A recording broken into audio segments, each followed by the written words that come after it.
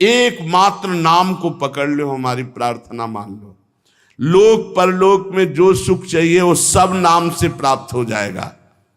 देखो, इसमें चिंता नहीं करनी भगवान ने अपनाया कि नहीं अपनाया, इसकी भी परीक्षा नहीं करनी।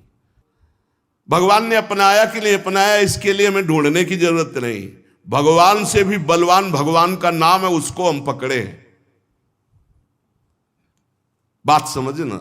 गोस्वामी जी कह रहे हैं, जोगुना विराग कलयुग है, अष्टांग योग का फल है परमात्मा में समाधिस्थ हो जाना। कोई बिरला योग का प्रयोग परमात्मा समाधि के लिए करता है। नहीं, आप देख लीजिए, हम जो योग करते हैं उसका उद्देश्य क्या है? अनुलोम विलोम कपालभाति जो भी करते हैं उसका उद्देश्य क्या है? शरीर स्वस्थता। ध्यान से देखिएगा, शरीर स्वस्थता का उद्देश्य क्या है? भोग, समाधि नहीं। जो अष्टांग योग का फल है समाधि, कलयुग में नहीं रह गया। कोई बिरला होगा, हम ये नहीं कहते भगवान की सृष्टि में ऐसा नहीं हो सकता, होंगे, कोई बिरले होंगे, लेकिन प्रगट में देखने में जो आता है वो योग का प्रयोग शरीर स्वस्थता और शरीर स्वस्थता का प्रयोग भोग। आप देख लीजिए, गोस्वामी जी कहते हैं कि अब मैं देख रहा हूं कलयुग ने अष्टांग योग में भी अपना प्रवेश कर लिया, जिससे योग का फल जो चित्त वृत्ति का निरोध करके परमात्मा में समाधिस्थ होना है गया। कोई बिरला होगा। फिर कह रहे हैं न विरागु, वैराग्य, क्या वैराग्य रह गया है? जो वैरागी महापुरुष पीछे हुए हैं, अब वैराग्य क्या रह गया? क्या वैराग्य रह गया है? केवल नाम मात्र का वैराग्य रह गया। वैराग्य किस बात का है? रुपया है, पैसा है, कपड़ा है, भोजन है, मकान है, व्यवस्था है, नाम मात्र का वैराग्य रह गया। वैराग्य किस बात का? जिसके जीवन में भगवान के सिवा कुछ नहीं है, राग त्रिभुवन में कहीं वस्तु व्यक्ति स्थान में नहीं, उसे वैराग्यवान कहते हैं। जो लोक परलोक के समस्त भोगों के सानिध्य में भी भोगने की इच्छा नहीं, उसे वैरागी कहते हैं। गोस्वामी जी कह रहे हैं, मुझे वैराग्य में भी दम नहीं दिखाई दे रहा कि भगवत प्राप्ति करा सके, क्योंकि वैराग्य में पाखंड का प्रवेश हो गया। कलयुग ने पाखंड का प्रवेश करवा दिया। कोई बिरला वैरागी, सच्चा वैरागी, भगवान की सृष्टि में कमी नहीं होती, कोई बिरला सच्चा वैरागी होगा जिसका वैराग्य भगवान के लिए है।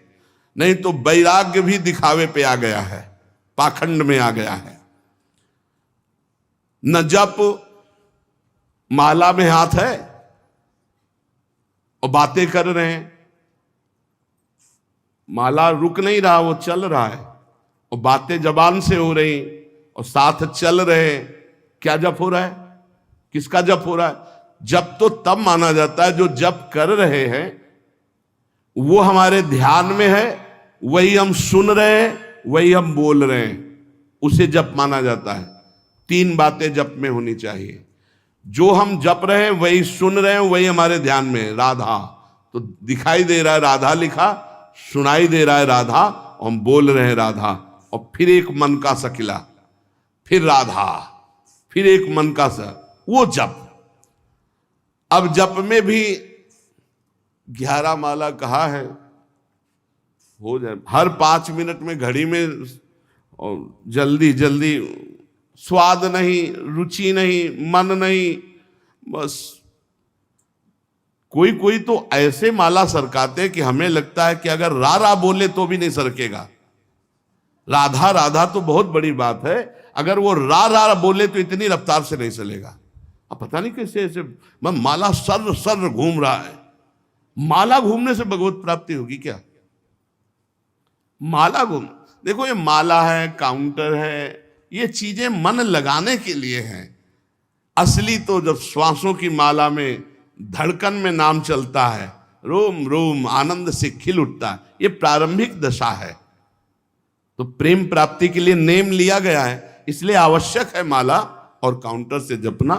पर वो जप इस तरह का होना चाहिए कि वही सुनाई दे, वही जो बोल रहे वही दिखाई दे। ऐसे तब जब किए। अब बोलो इसमें तुम बात कर सकते हो? हिम्मत नहीं कि तुम बोल सको, तुम्हारी हिम्मत नहीं कि बोल सको, क्योंकि बोलोगे तो क्रम टूट जाएगा। जब अपने लोग अभ्यास करते थे तालू में जिभ्या ऐसे लगा के ऊपर, बोलना विष जैसा लगता था, क्योंकि वो क्रम टूटेगा, वो चल रहा है। गोस्वामी जी कह रहे हैं कि जो मंत्रानुष्ठान है अब वो नहीं दिखाई देता, कलयुग का बड़ा प्रभाव है। और जाग माने यज्ञ। अब यज्ञ तो भाई बहुत है दुर्लभ बात हो गई यज्ञ करना। कोई कोई महापुरुष अनुष्ठान करते होंगे, अच्छे से पूर्ण भी होता होगा, सृष्टि है भगवान की, पर अब बहुत मुश्किल है यज्ञ करना, क्योंकि त्रिकाल संध्या करने वाला मंत्रवेत्ता आचार्य और जौधान्य आदि बड़ा पवित्र, भूमि पवित्र, जजमान की वासना पवित्र, उपासना के भाव, और बड़े ही सुरक्षा से जब यज्ञ होती तब वो पूर्ण होती है। यज्ञ भोक्ता भगवान प्रसन्न होते हैं, दर्शन देते हैं, कृपा करते हैं। गोस्वामी जी कह रहे हैं यज्ञ भी बड़ा कठिन, यज्ञानुष्ठान त्रेता में पूर्ण होते थे। अब कह रहे हैं कि तपस्या, इसमें भी दंभ घुस गया, तप में दंभ घुस गया। बाहर से दिखावा की भावना आना ही दंभ कहा जाता है। तप होता है भगवान की प्रसन्नता के लिए। बहुत से महात्मा एक लंगोटी लगाए पूरा जीवन ऐसे कष्ट सहते हुए भगवान को रिझा लिए, आज भी हैं, पर प्रायः तपस्या में दंभ घुस गया है, दिखावा घुस गया है। उससे तपस्या का फल और भगवान